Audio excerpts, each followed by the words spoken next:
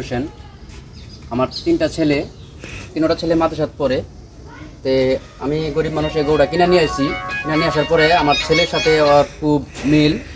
পরে আমার ছেলের নামে ওনাকে রাখার পরে আমি আজকে 2 বছর ধরে পালার পরে আমি রোজারিতে বেচালে চেষ্টা করছিলাম, কিন্তু তেরম বড় ধরনের কোনো পার্টি পাই নাই, তাই আমি বেচতে পারি নাই।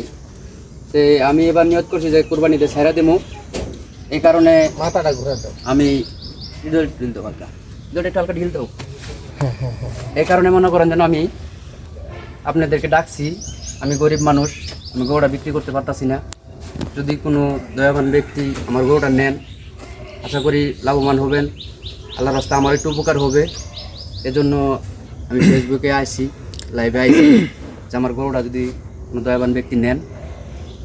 এমনি আনুমানিক গরুটার ওজন কতক্ষণ হবে আপনার একটা ধারণা? 12 মনের উপরেই হবে। 12 মনের উপরে? হ্যাঁ, 12 মন গোস্ত হবে। হ্যাঁ, 12 মন গোস্ত হবে।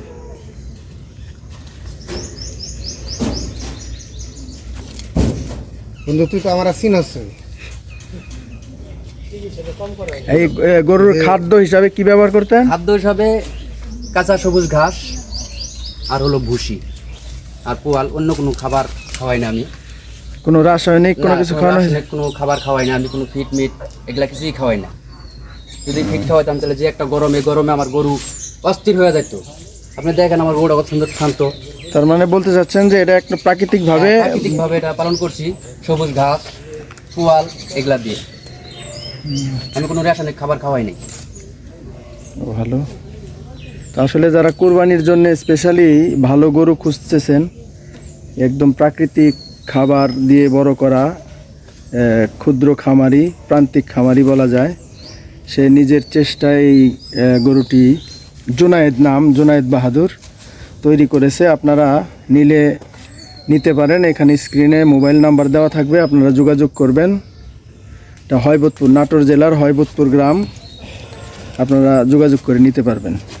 ধন্যবাদ। দর্শকদের উদ্দেশ্যে কিছু বলেন যারা দর্শক, আমার অনুরোধ রইল আমার গরুটা নেওয়ার জন্য আপনাদেরকে অনুরোধ করছি। আমি একজন গরিব মানুষ, এই গরুটা নিলে আমার একটু উপকার হয়। আমার 3টা ছেলে মাদ্রাসায় পড়ে, তাহলে আমি ওদেরকে ভালোভাবে পড়াতে পারবো, আমি নিজে একটু চলতে পারবো। এই উদ্দেশ্যে মনে করেন আমার গরুটা পালা এবং বিক্রি করার জন্য। ধন্যবাদ। আমরাও দোয়া করি গরুটা যেন ভালো মানুষের কাছে বিক্রি হয় এবং আল্লাহর রাস্তায় কোরবানি হয়, এটা যেন কবুল হয়। ধন্যবাদ সবাইকে। আসসালামু আলাইকুম।